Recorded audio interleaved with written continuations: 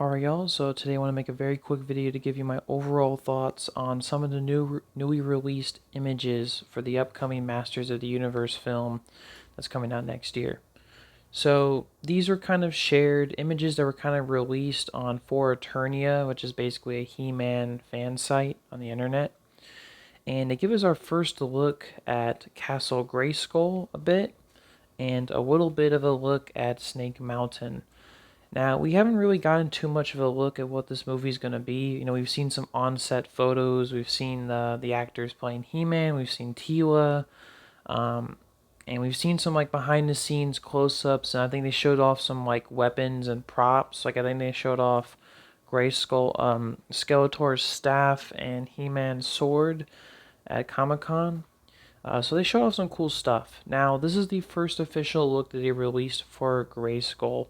Um, and overall, I really like it. It looks big. It looks ancient.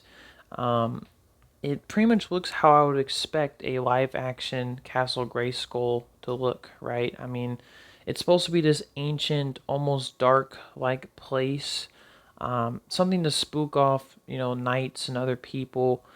And like I said, not exactly supposed to be the most brightest place, but I think the overall translated it really well. I get a lot of I know He-Man's not this, but like Lord of the Rings vibes. I get like a lot of that. I like the pillars. I like the skull kind of statue crest thing in the wall. Looks really great. And of course, I think right there, I think in the center you see like the sword of power, which looks great as well. And overall, I really like the look of it. I think they're definitely on a right track for the production design. And I think they also showed off like a little bit of like a silhouette of like Snake Mountain, and even from that, it looks pretty accurate to the cartoon. And I think it's pretty good that they're respecting the source material. I don't think everything about He-Man source material is the greatest, but I don't want this movie to be turned in like I don't want He-Man to become like Lord of the Rings. I want it to be succinctly He-Man. But you can also introduce more serious elements and other things that are part of it that look obviously more like the source material and cartoon. Um, and overall, I think, like I said, this look at Castle Grayskull looks pretty great, and it's only really increasing my excitement for the movie.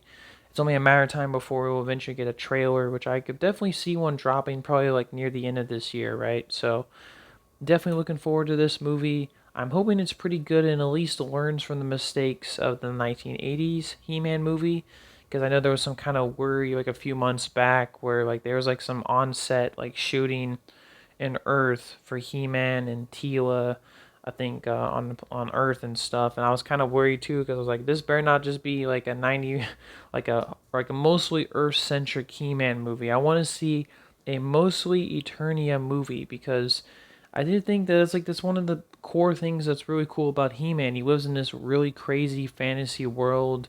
That's really where the movie should be set most of the time. Now, if there's a little bit of Earth stuff, that's fine.